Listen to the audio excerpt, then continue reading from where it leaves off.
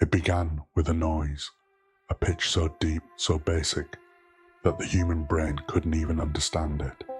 But in the very back of our minds, we knew something was approaching. One still night in a country town, the sky changed. The stars distorted abnormally, blinking as though something immense and invisible travelled among them. Creatures ran, streetlights buzzed, and an eerie quietness fell over the town. By dawn, long spiral-shaped crop circles extended for miles, and at their centres a dark black liquid dripped into the ground. It flowed against gravity, curling into tendrils, casting not the sky's reflection, but something else.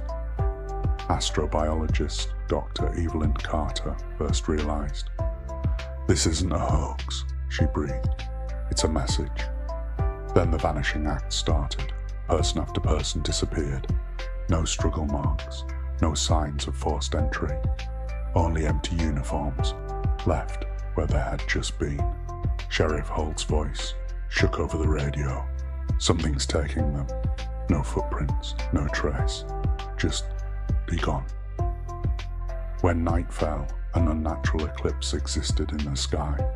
Instead of where the moon should be, darkness reigned. The air hummed with an unseen presence. Infrared cameras recorded movement, shapeless forms darting in and out of perception, rippling like fluid shadows. They were moving quickly, just out of sight. Dr. Carter observed a security screen as a form appeared behind a guard. He turned. Nothing. Then he simply disappeared. The survivors started to hear voices, whispers in long-forgotten languages, recollections of lives they never had, thoughts that were not their own. Sheriff Holt clutched his temples. "I can't rely on my own mind anymore. I recall things that never occurred." A survivor stood paralyzed in front of a mirror. Its reflection did not follow it, and then it smiled, independently. The black fluid was not an infection, but a metamorphosis. The people who went missing weren't abducted, they were substituted. Dr. Carter's breath caught. "They aren't infiltrating, they're rewriting us." The sky tore apart, darkness dripped down, coiling around the remaining survivors. The town itself distorted, buildings curving, reality twisting. The world was being redefined. Dr. Carter sprinted to an underground bunker, panting as she gazed down at her own corpse on the ground. But she was alive. Her mind shattered. There were two of her now. Her reflection murmured, "We are you now. There is no escape." And then, silence. Morning arrived. The town was complete once more. People populated the streets, laughing, existing. The invasion was complete. Humanity had been remade, and nobody even recalled what they used to be. The silent invasion did not end with one town. It spread, seeping into the minds of surrounding cities. Communications broke down. Military attacks were answered by an eerie quiet. Bullets traveled through the liquid shadows, as if through smoke. Whole battalions disappeared, leaving their equipment behind. In a fortified bunker far beneath the surface, a desperate group of officials and scientists stood around Dr. Evelyn Carter, or what was left of her. She was no longer alone in her head.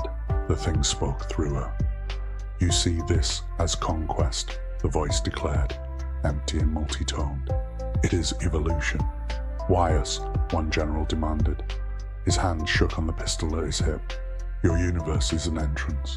We needed a baseline."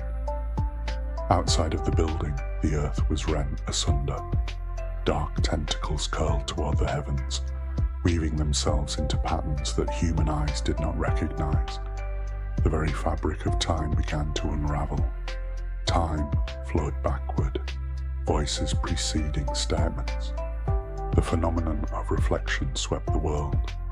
In each city, mirrors were windows to another place. Individuals cried out as their reflections ceased to replicate their movements.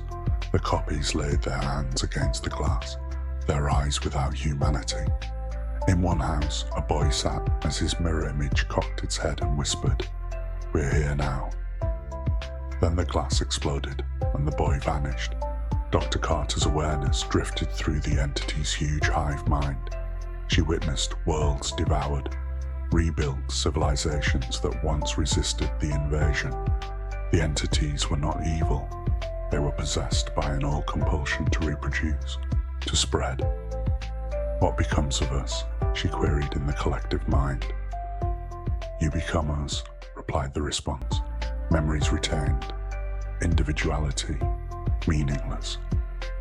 Her own reflection smiled within the mental emptiness. It wore her face, but not on her soul. "We lived through extinction once," said the reflection. "We won't again." In Earth's skies, enormous forms unfolded, unimaginable geometries that warped the mind to understand. Cities disintegrated into spiraling black whirlpools. The ocean froze, reflecting the boundless dark sky. The resistance was short-lived. Nuclear warheads flew through the darkness, exploding harmlessly in vacant skies.